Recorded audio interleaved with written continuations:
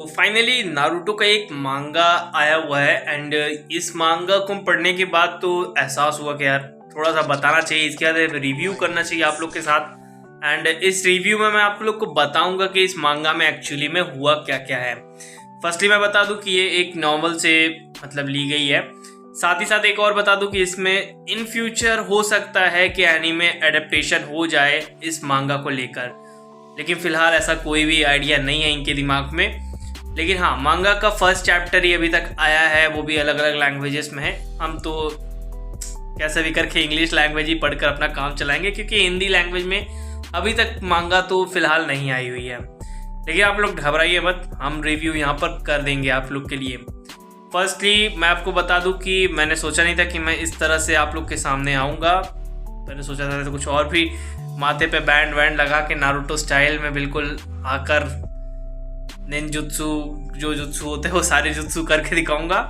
खैर यहाँ पे मैं शैडो क्लोन भी जुत्सु भी नहीं कर पा रहा, मेरे पास कोई भी ज़्यादा साधन नहीं है, इसलिए मैं वीडियो को नॉर्मली तरीके से ही शूट कर रहा हूँ। एंड हाँ, अब हम लोग रिव्यू कर लेते हैं नारुतो एंड सास्के की इस एक छोटे से मांगा को या फिर कोई चैप्टर मांगा फन को, जिस पर मैं बता दूं कि जो सास्के होता है एक रेडाकू नाम के विलेज पर आया होता है, सेम एज हमारे लिए विलेज जैसा ही होता है, लेकिन उस विलेज को जो है काफ़ी लंबे समय से आइसोलेट रखा गया था।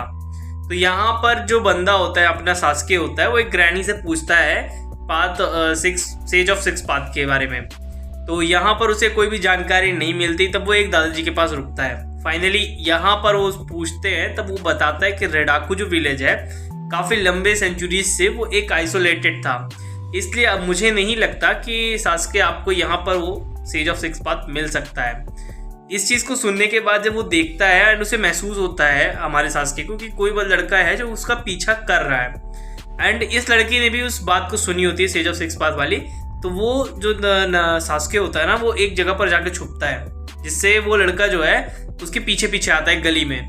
इस चीज़ को देखने के बाद सास्के समझ जाते हैं कि लड़का उसका पीछा काफ़ी लंबे समय से कर रहा है। तो इस चीज़ को देखते हुए वो उस लड़के को पकड़ लेता है, एंड पकड़ने के बाद ही उसे पता चलता है कि ये एक नॉर्मल बच्चा है, ये कोई भी जासूस नहीं है, first thing. And second thing, उसको ये पता चलती है कि ये इसकी मॉम और ये इसी विलेज में रहते हैं, और इसकी मॉम एक एंटिक शॉप की ओनर है, जहाँ पे उसकी मॉम दौड़ते आती है एंड वो बताती है कि उसकी शॉप में चोरी हो रही है, जिसके बाद कुछ लोग उसे रोक रहे होते हैं, फिर लूट रहे होते हैं, एंड उसकी मादर को बिल्कुल मादर फादर कर रहे होते हैं। खैर यहाँ पर जो हमारा सास्के होता है बिल्कुल हीरोइक एंट्री लेता है, एंड वो जाकर उन बंदों की धुनाई कर देता है। फाइनली यहाँ पर पिटम पिटाई होने के बाद उनको पकड़ लिया जाता है, और वो सारे चोर जो होते हैं पकड़ के बैठा दिया जाता है किनारे पे। इसके बाद हमें पता चलता है कि जब वो लेडी से पूछा जाता है, यानी कि सास्के जब उस लेडी से पूछता है उस बच्चे की माँ से कि आप क्या जानते हो इसके बारे में, तो वो कहता है कि ठीक है, आप इस लाइब्रेरी में जाके देख लो, कुछ भी आपको मिल जाए शायद ही मिलेगा, क्योंकि ये चीज़ यहाँ पर अवेलेबल नहीं हो सकती है। इस चीज़ को सुनने के बाद वो मन में सोच रहा होता है कि ये चीज़ उसे कहाँ पर मिल सकती है। खैर ये सब कुछ हमें बताया जाता है, एक छोटा सा फ्लैशबैक भी दिया जाता है इस चीज़ के बारे में कि जो सास्के है एक्चुअली में सेज ऑफ सिक्स पाथ को इसलिए ढूंढ रहा है क्योंकि नारुतो की तबीयत बहुत ज़्यादा खराब है, एंड नारुतो एंड सास्के दोनों ही एक फ्रेम में दिखने वाले हैं। दोनों ही लोग काफ़ी ज़्यादा ढूंढने के बाद, यानी बुक स्टोर पे जाके या फिर को बहुत सारी लाइब्रेरीज पे जाके बुक्स को सर्च करने के बाद भी उन्हें कुछ भी खास तरीके की चीज़ नहीं मिल पाती, सिवाय टार टार नाम के कुछ शब्द की वजह से। यहाँ पर जो केल होती है एक्चुअली में केल वो एंटिक ओनर जो है उसका नाम है, एंड वो बताती है कि उसके हस्बैंड नहीं है, एंड ये रिंग ही उसकी आखिरी निशानी है। एंड वो जिस लड़के को मैं बात कर रहा था एक्चुअली में वो एक लड़की है, ना कि लड़का। फाइनली क्योंकि ये लोग बात कर रहे होते हैं, तो यहाँ पर याद आता है हमारे सास्के उचिहा को कि जो प्रिजनर थे जो कि भाग के आए थे आज, जो चोरी करने की कोशिश कर रहे थे, एक्चुअली वो एक प्रिजनर है, एंड वही लोग इस वर्ड का यूज़ कर रहे थे। तो उसे ये बात याद आती है, तो वो डायरेक्टली प्रिजन में जाता है, एंड प्रिजन में कुछ देर सर्च करता है, एंड ढूंढने के लिए आया होता है एक सेज ऑफ सिक्स पाथ को। लेकिन वो बंदा जो होता है वो बहुत ज़्यादा इरिटेटिंग होता है, वो चीज़ देख लेता है सास्के को, एंड उसके ऊपर एक थाली फेंकता है जो खाने वाली होती है, एंड वो थाली जाके दूसरे बंदे को लग जाती है।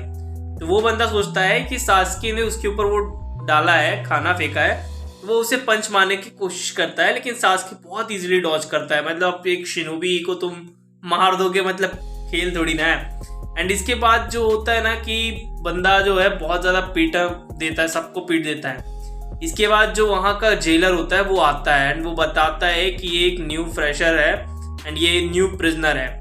इस चीज़ को सुनने के बाद वो बंदा जो कि उनके साथ फाइट कर रहा होता है, जिसने थाली फेंकी होती है, वो भी उनके साथ आ जाता है। वो बोलता है कि तुम मेरे साथ आ जाओ सास्के उचिहा, जिस पर सास्के बताता है कि उसे एक कोई काम है एंड वो सेज ऑफ सिक्स पाथ है, वो इसको ढूंढ रहा है काफ़ी लंबे समय से।